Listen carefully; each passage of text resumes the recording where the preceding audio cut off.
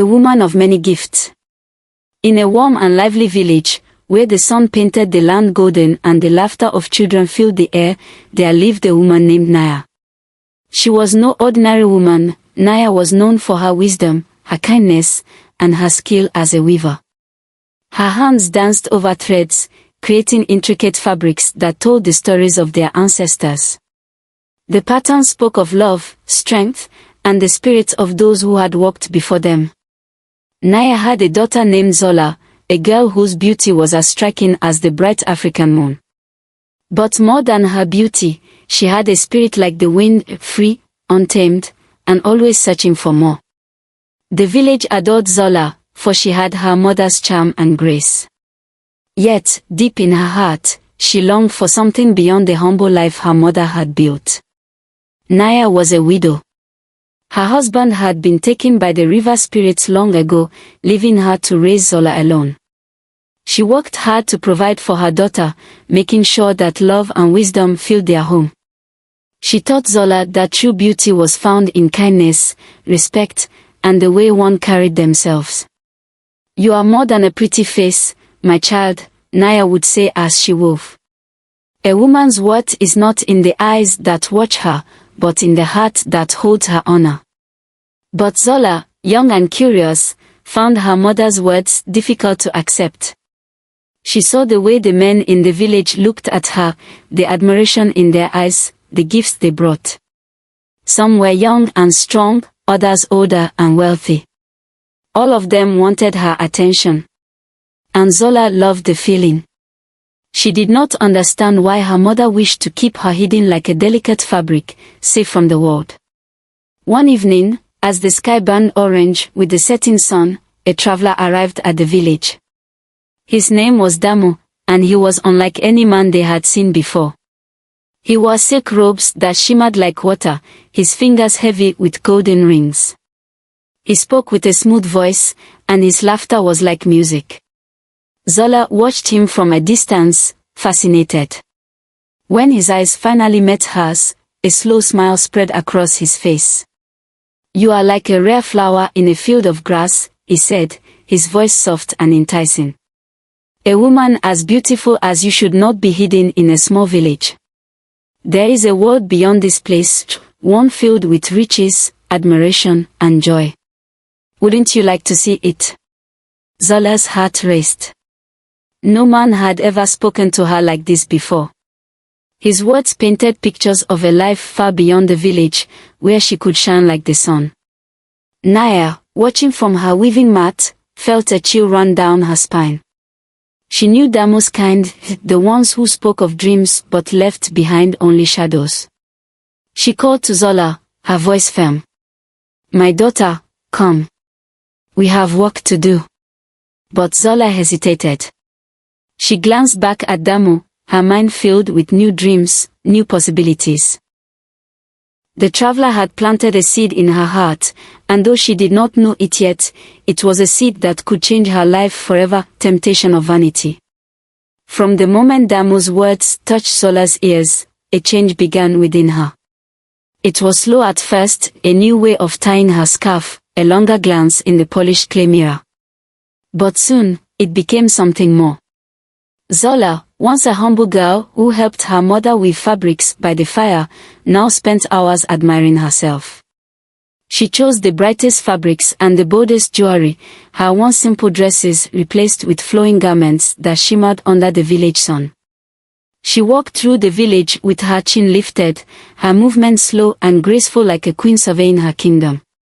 The men who once admired her from afar now rushed to her side, bringing gifts, golden bangles, beaded necklaces, fragrant oils from distant lands. They whispered sweet words, each one hoping to claim her attention for even a moment. But with her growing admiration came distance from her mother. Naya sat by her loom, weaving alone, the rhythmic motion of her hands no longer matched by Zola's. The once lively conversations between mother and daughter faded into silence. "Zola, come help me," Naya called one evening. But Zola only smiled, adjusting the golden bracelets on her wrist. "Not today, mother. I have other things to do." Those other things were never far from the village square, where she basked in the attention of admirers, laughing at their jokes and letting them praise her beauty. The village elders watched with heavy hearts. They had seen this before, the way vanity lured the young away from wisdom. They came to Naya one evening, their faces lined with concern. "Your daughter forgets where she comes from," one elder said. "She does not see the danger in these empty praises." "She is still young," Naya said, forcing a smile. "She will learn." But in her heart, she feared the lesson would come at a cost. Then one evening, under the soft glow of the lanterns, Damu returned. His golden robes billowed as he walked through the village, his eyes searching until they landed on Zola. "You are meant for more than this small village," he said, taking her hand. "Come with me to the city, where you will be admired by many, not just a handful of villagers. I will show you a life of riches, of endless admiration." Zola's heart pounded. This was everything she had dreamed of. Naya rushed forward, gripping her daughter's arm. "Zola, listen to me," she pleaded. "These riches you seek, they will not fill your heart. Do not be blinded by gold that does not belong to you." But Zola was no longer listening. "Mother," she said, pulling away, "I will not stay here and weave cloth for the rest of my life. I was meant for greater things." With a final glance at the only home she had ever known, Zola stepped onto the path leading out of the village, Damu at her side. Naya watched her daughter disappear into the night, her heart heavy with sorrow. The elders shook their heads. "She has chosen her own path," one of them whispered. "Now, the world will teach her what her mother could not." As the stars blinked in the vast African sky, Naya sat by her empty loom, the threads untouched. She could only hope that one day, Zola would find her way back, not just to the village, but to the wisdom she had left behind, the illusion of glory. The city was nothing like Zola had ever known. The streets were alive with the sound of drums and laughter, and the air smelled of roasted meats and sweet perfumes. Everywhere she turned, she saw people in fine clothes, their bodies wrapped in silks and jewels that shimmered under the lantern lights. Her heart raced with excitement. This was the world she had dreamed of, the world she believed she deserved. Damu led her to a grand house, bigger than any hut in the village. The floors were polished stone, the walls covered in golden fabrics, and the tables were filled with fruit and wine. "You will be happy here," Damu told her. "No more simple village life. Here, you will be admired as you should be." And for a while, she was. She dressed in garments that sparkled like the stars. She painted her eyes dark, lined her lips in deep red, and walked through the city like a goddess among mortals. The men noticed her, their gazes lingering as she passed. They spoke in honeyed words, promising her gifts, attention, and admiration. At first, it made her heart swell with pride. Every room she entered, eyes followed. Every party she attended, people whispered about her beauty. But admiration, she soon realized, was as fleeting as the wind. The same men who praised her today turned their eyes to another woman tomorrow. Their words of affection were empty, their smiles shallow. They did not care about who she was, only about how she looked. And then there was Damu. The man who once spoke of dreams and adventure had grown distant. He no longer waited for her at night. He no longer called her special. When she asked him to take her to the grand markets or the royal gardens, he only laughed and said, "Go with your new friends." One evening, she found him with another woman, whispering to her the same sweet promises he once gave Zola. A knot tightened in her stomach. She had left her home, her mother, her simple life, all for this empty, hollow world where people admired her one moment and forgot her the next. Still, she told herself, "I cannot go back now. I chose this life. I must embrace it." Then, one night, after a long evening of music and laughter, Zola walked back to Damu's house. But when she arrived, something was different. The doors were shut. She knocked, then knocked again. "Damo," she called, but there was no answer. A servant finally stepped outside, looking at her with pity. "He is gone," the man said simply. "Gone." Zola's breath caught in her throat. "He left this morning. He has found another." Zola's legs felt weak beneath her. She gripped the doorframe, willing herself to wake from what felt like a terrible dream. "But this is my home," she whispered. "Where will I go?" The servant shook his head. "It was never your home. It was his."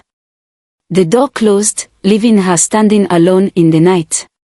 The laughter and music of the city still surrounded her, but it no longer felt welcoming. The lights, the colors, the voices, it was all too loud, too empty. For the first time, she saw the truth. She had chased admiration, and now, she had nothing. Nowhere to go. No one to turn to. She was nothing more than another forgotten face in a city that never stopped moving. And deep in her heart, she heard the voice of her mother. A woman's worth is not in the eyes that watch her, but in the heart that holds her honor. But had she lost hers forever, a harsh awakening. The night air was cold as Zola wandered through the city streets, her once glorious dresses now dusty and torn at the edges. The golden bangles that once gleamed on her wrist had lost their shine. The scent of sweet oils no longer clung to her skin. She was alone. For the first time since leaving the village, she had no home, no protection, no one to turn to. The men who had once admired her, the ones who had whispered in her ear, gifted her jewelry, and fought for her attention, no longer even looked in her direction. She walked past the same places where she used to dance, but the people inside barely noticed her. She passed groups of women dressed in fine silks, laughing with men who showered them with praise, the same way they had once done with her. It was never real, she thought bitterly. With nowhere else to go, she gathered her courage and sought out one of the wealthiest men in the city, a merchant who had once praised her beauty. She approached him humbly, hoping for kindness. "Please," she said, "I have nowhere to stay. I thought you cared for me." The merchant looked at her and laughed, shaking his head. "You," he scoffed. "You are like the wind, passing from one hand to another. Why should I claim what many have had?" His words cut through her like a blade. Zola felt her heart shatter. Her beauty, the thing she had once been so proud of, had become a burden. It had drawn people to her, but not for love, not for kindness. Only for their own selfish desires. She had traded her dignity for fleeting attention. Tears burned her eyes as she walked away, her step slow, her heart heavy. She knew now that she had been a fool. She had thrown away the life her mother had built for her, the warmth of her home, the love of a mother who had always warned her. And for what? For admiration that had vanished like smoke. For a man who had discarded her without a thought. She sat on the steps of an old building, hugging herself as the wind chilled her skin. The city, once a place of excitement, now felt like a cage. There was only one place she could go. Home. But fear gripped her heart. What if the village rejected her? What if they turned her away, just like the city had? Would her mother even look at her? Zola took a deep breath and wiped her tears. She had made her choice, and now she had to face the consequences. Tomorrow, she would begin her journey back to the village. Back to the mother she had abandoned. But would she still have a place there, the return of the lost daughter? The road back to the village was long and lonely. Zola walked barefoot, her once delicate feet now bruised by the unforgiving earth. Her fine city clothes were stained with dust, hanging loosely from her tired body. With every step, memories of her old life came rushing back, the laughter she once shared with her mother, the warmth of their simple home, the love that had always surrounded her. She had been blind to it before, chasing a dream that had turned to dust. When she reached the village gates, she paused, her heart hammering in her chest. She was not the same girl who had left with her chin high and eyes full of excitement. Now, she was a woman who had seen the truth of the world. As she stepped forward, the first thing she noticed was the silence. The villagers, once eager to greet her, now only whispered among themselves. Some averted their eyes, shaking their heads. Others openly stared, their gazes filled with judgment and pity.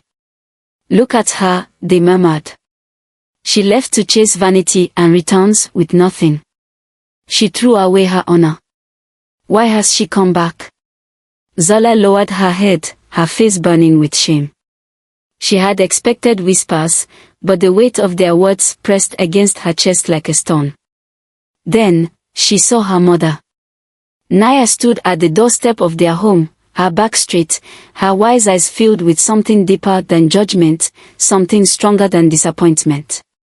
Relief. Sadness. Love. Zola's legs trembled as she walked toward her. When she reached her mother, she could no longer hold back the tears. She fell to her knees. "Mother, I have fallen, and I have learned," she wept, her voice breaking. For a long moment, Naya said nothing. Then, she knelt beside her daughter, wrapping her in the warmth of her embrace. "A mother's love does not vanish," she whispered. "But a child must choose their own path to wisdom." Zola clung to her mother, sobbing into her shoulder. She had longed for this, for the comfort of home, for the love that had never truly left her. But as she stood, wiping her tears, she realized that love alone would not erase the past. The village still looked at her with distrust. To them, she was a woman who had thrown away her honor. And forgiveness would not come easily. She had returned home. But the journey of redemption had only just begun, redemption and renewal. Zola knew that returning home was only the first step. Earning back the respect of the village would take time. Many still whispered when she passed, their eyes filled with doubt. Some refused to speak to her at all. But she did not run from their judgment. Instead, she humbled herself. She returned to her mother's side, sitting beside Naya at the loom, her hands once again threading the stories of their ancestors into fabric. The work was slow, steady, nothing like the dazzling life she had once chased. But in the quiet rhythm of weaving, she found peace. At first, people avoided her stall in the market, preferring to buy from other weavers. But Zola did not complain. She did not beg for their forgiveness. She only walked. And, slowly, the whispers began to change. One afternoon, a group of young village girls gathered nearby, watching her hands move over the loom. They admired her skill, but more than that, they were drawn to the woman she had become, not the girl who had once walked through the village, dressed in gold, seeking admiration, but the woman who had returned, humbled by the world's lessons. Zola invited them closer. She told them the truth, not just of the beauty and riches she had once dreamed of, but of the emptiness that had followed. "Do not be deceived by admiration that fades with the sunrise," she warned them. "Honor is the only beauty that never loses its worth." Her words carried weight, and the girls listened. Bit by bit, respect for Zola grew, not because of her face, not because of her past, but because of the wisdom she now carried. Among those who noticed her change was a man named Kono. Kono had always been a quiet man, a farmer with strong hands and a steady heart. He had admired Zola from afar in their youth, but unlike the others, he had never tried to win her with empty words or fleeting gifts. One evening, as the sun dipped beneath the horizon, Kono approached her stall. "You have changed," he said simply. Zola looked up, expecting judgment in his eyes. But instead, she found kindness. "I have learned," she answered. Kono smiled. "True beauty is not in what is seen, but in what is learned." His words touched her deeply. She had spent so long being admired for the wrong things. But here was someone who saw her, not for what she had been, but for the woman she had become. Time passed, and Zola continued her work, not just as a weaver, but as a teacher. The village elders, who had once shaken their heads at her foolishness, now saw her strength. They welcomed her into their circle, for she had wisdom that could guide the young women of the village. She spoke to them often, warning them of the traps she had fallen into. Your worth is not in the eyes of men, she told them. It is in your heart, your hands, your wisdom. Hold your honor close, for once it is lost, it is not easily regained. And under the vast African sky, Zola's story became a lesson for generations to come, a tale of vanity, downfall, and the strength of redemption. She was not remembered as the girl who had once left in search of admiration. She was remembered as the woman who had returned, wiser, stronger, and full of grace. The woman who had fallen, but who had the courage to rise again. The end.